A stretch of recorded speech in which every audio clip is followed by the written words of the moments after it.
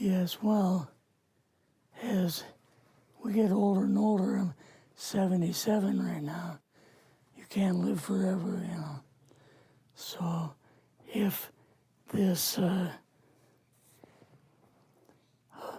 procedure I'm going to have to clean the blood doesn't work, then I've got probably a few more months to make it before my kidneys shut down, you know. So that's kind of why I'm kind of going along with the interview at this time. You're seeing that what you went through is just too important for people not to know about. Yeah. Yeah.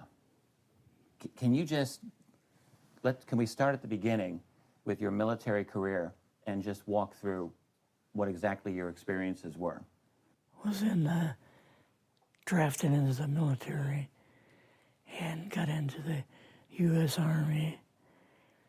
After that, I was sent to the Signal Training Center in eastern United States.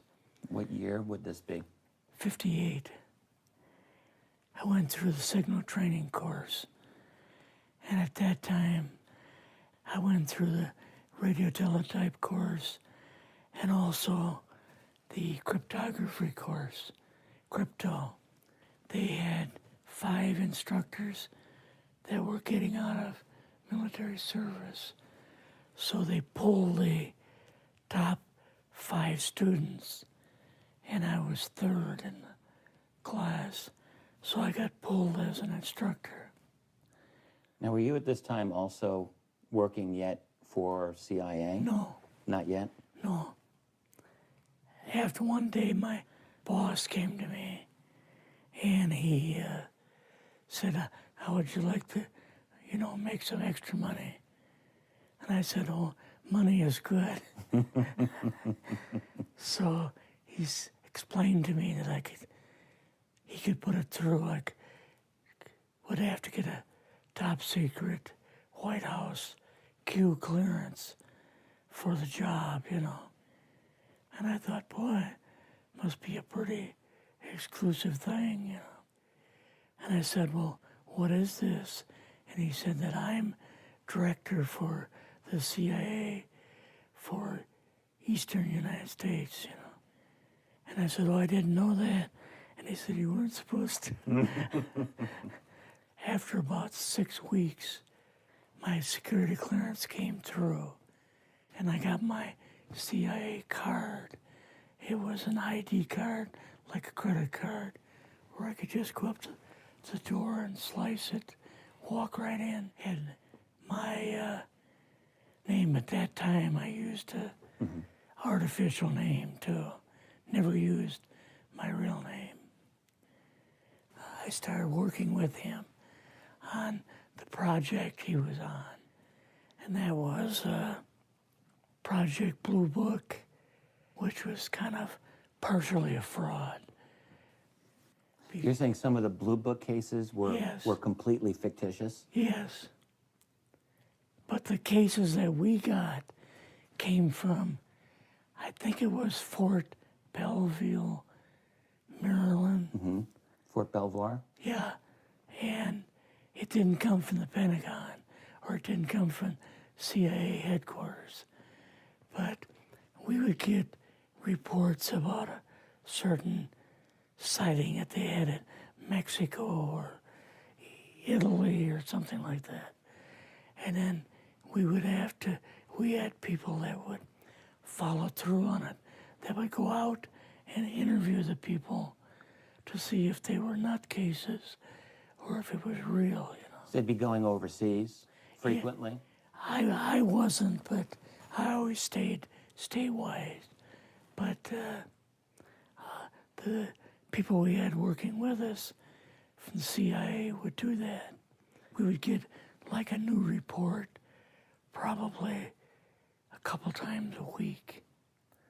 I was coming into the Army fresh off the farm, so I really didn't have much knowledge of anything, but my boss filled me in on Project Blue Book and what they had found so far.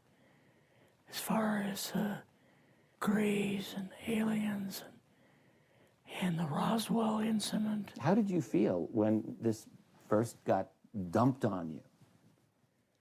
When you first learned about this? I was just kind of overwhelmed with all of this, you know. And I said to him, I don't know if I'm going to be able to be a judge of this type of thing. What's real, what's not, when I don't have much knowledge of it, you know. So... What did he say? He said, well, we have to build the information as we go, and you'll see how this thing is working out. And then the other thing is, of course, you really weren't able to tell family or close friends, obviously. No, I couldn't tell anybody. In fact, I had to take a vow that I wouldn't tell anybody. A lot of it for 40 years, and more of it for 50 years, which is up in 2010. You're doing all this crypto work, you're looking at images, photographs, video. It's 1958, maybe the fall of 58. What happened after this? At that time, the Project Blue Book thing kind of went pot, you know. If you remember, back in those days, they kind of declared it as a nothing, you know. Mm-hmm. Right.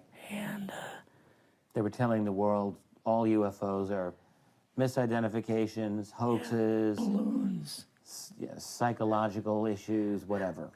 Yes. Yeah. So my boss came to me and he says, we've both got a new assignment.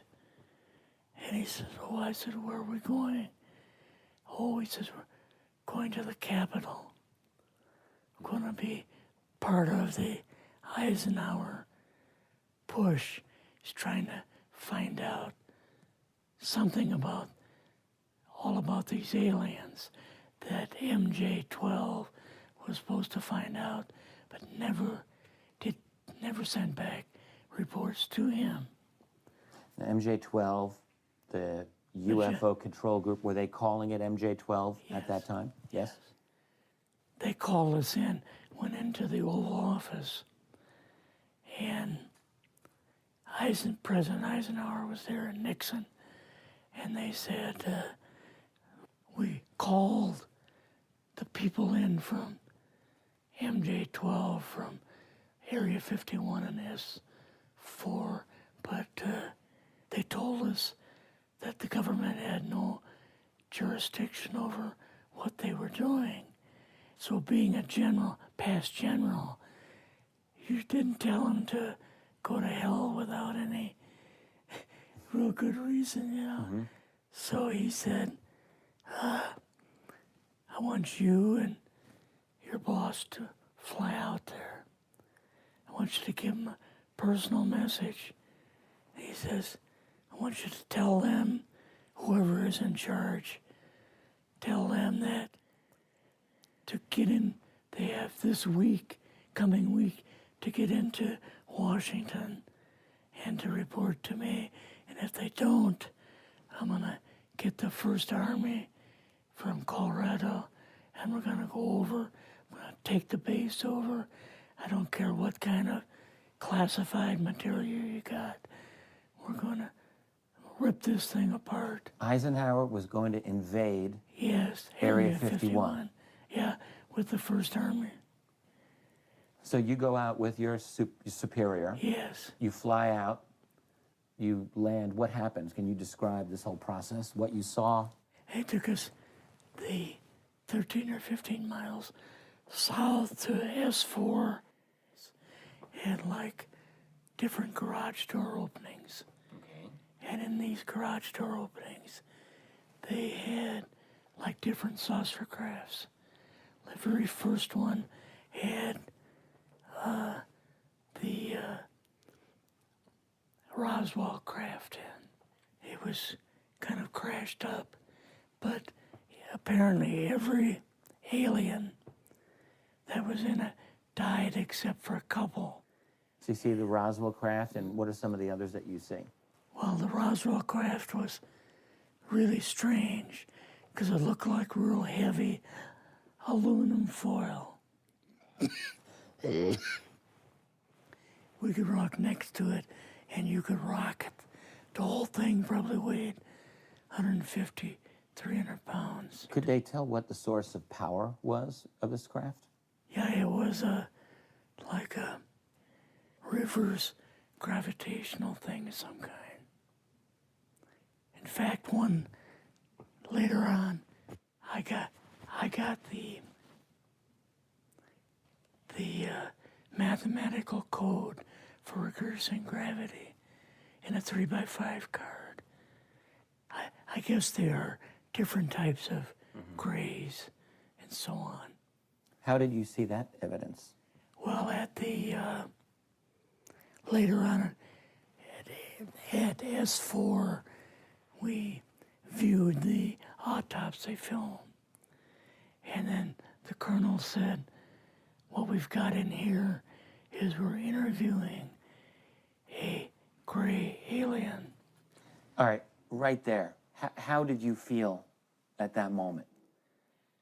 Well, I thought, boy, we had no idea we were going to see the real thing. All we saw was film. You had to have a little bit of heart racing at that Yes. moment. My boss was able to go in and had a partial interview with him. So what did this gray alien look like? Could you describe him a little bit? This one looked a little bit oriental. So I'm just wondering if it looked almost human, what about this didn't look human? No, it didn't look human as far as the skin tone and basically the shape of it and the size. How was its head size compared with a normal human, for example? Brain was kind of a little bit bigger. And some of the nose was very, very small. And the ears were just like holes. Mouth was very small. Now, why were they bringing you out here at all, anyway, to see an alien? What was the point? To go back and tell the president they actually had one. So he did not know at this point No, if there was an alien at S4. no. What did you do then at Area? Were you done, or did you have other things to do with Yeah, so S4? basically we were kind of done, went back to Area 51. They took us into the main building, and there we saw a U-2, which of course we didn't know existed. And a model of the SR-71. Yeah, the Blackbird. So, but like I mentioned earlier, it was not a model of the current Blackbird, It's an earlier version. but an early version. Did you go directly to Washington after this? Yes. Or did you go somewhere else? How did they get, did you fly regular airline or? We flew back to the commuter plane back to the air base, and then took President Eisenhower's Lockheed Electra back to Washington. You and your supervisor, Yeah. superior officer, and now you're meeting with the president? Yes. Can you describe this? Well, we met with him in, the second story of the old OSS